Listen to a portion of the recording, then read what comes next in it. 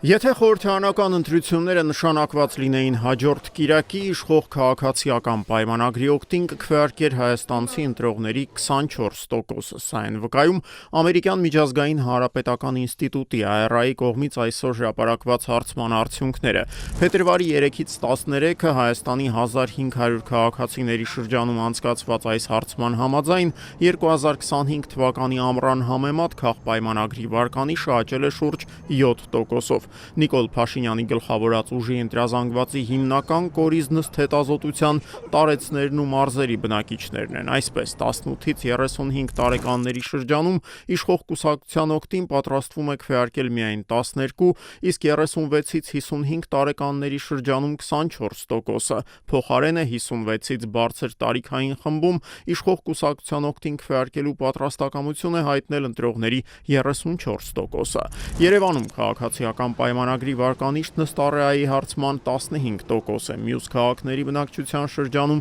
ցուցանիշը հասնում է 25-ի, իսկ գյուղերում 31%-ի։ Վարչապետի թեկնածուն, պարոն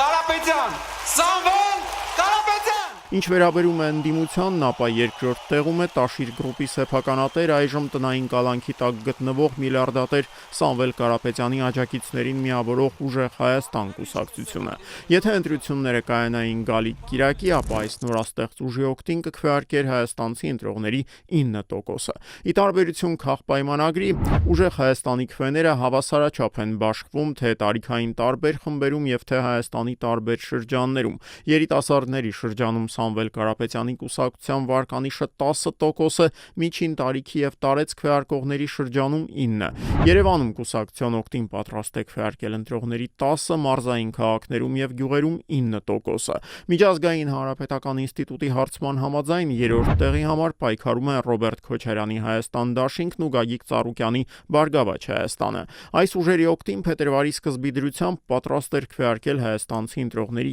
3%-ը։ Մյուս ուժերն, այդ թվում Դոգմա կանունով հայտնի նախկին ռազմական ոստիկան Վարդան Ղուկասյանի կուսակցությունը, Արամ Զավենի Սարգսյանի Հանրապետությունն ու Արման Թաթոյանի Միասնության թևերը հարցման համաձայն 1% են հավաքում։ Հետազոտության մասնակիցների զգալի մասը 30%-ը կամ չի որոշել դեռ թե ում օգտին է քվեարկելու, կամ էլ դժվարացել է պատասխանել։ Ընդհանուր առմամբ, սակայն հարցվածների 68%-ը պնդել է, որ հունիսի 7-ին ընտրատեղամաս գնալու է։ Հետազոտության հեղինակները նաև փորձել են պարզել քաղաքական գործիչներից ում են ամենից շատ վստահում Հայաստանի քաղաքացիները։ Առաջին տեղում վարչապետ Նիկոլ Փաշինյանն է 20% վարկանիշով։ Փաշինյանին ի դեպ ամենաքիչը վստահում են երիտասարդ ընտրողները, ընդամենը 7%-ը։ Վստահության մակարդակով երկրորդ տեղում է միլիարդատեր Սամվել Կարապետյանը, նրան վստահում է հայաստանցիների 10%-ը։ Երկրորդ նախագահ Ռոբերտ Քոչարյանին վստահում է ընտրողների 5%, Գագիկ Ծառուկյանին 4%-ը։ Միջազգային հանրապետական ինստիտուտի մասնագետներն այս հետազոտության ընթացքում միայն ընտրությունների թեմաներով չեն սահմանափակվել, փորձելով նաև պարզել հայաստանցիների վերաբերմունքը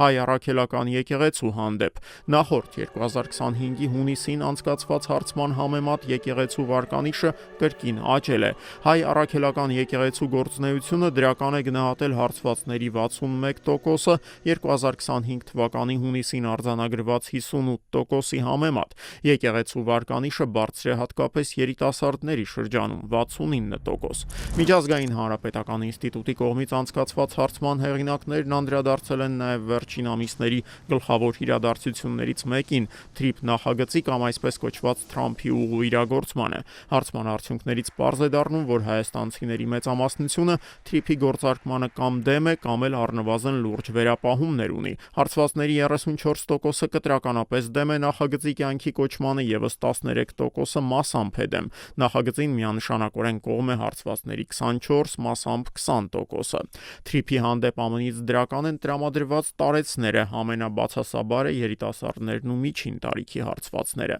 Իսկ ինչ կարծիքի են Հայաստանի բնակիչներն, արդյոք երկիրը շարժվում է ճիշտ ուղղությամբ։ Հարցվածների 47%-ի համոզմամբ Հայաստանը շարժվում է ճիշտ, 41%-ի պնդմամբ սխալ ուղղությամբ։ Եվ եթե երիտասարդների եւ միջին տարիքի հայաստանցիների շրջանում այս հարցում երկու տեսակետների կողմնակիցների թիվը գրեթե հավասար է, ապա տարեցների շրջանում տրամադրություններն անհամեմատ ավելի լավատեսական են։ 56-ից բարձր հայաստանցիների կեսից ավելին 55%-ը վստահ է երկիրն ընդհանուր առմամբ ճիշտ ուղղությամբ է շարժվում։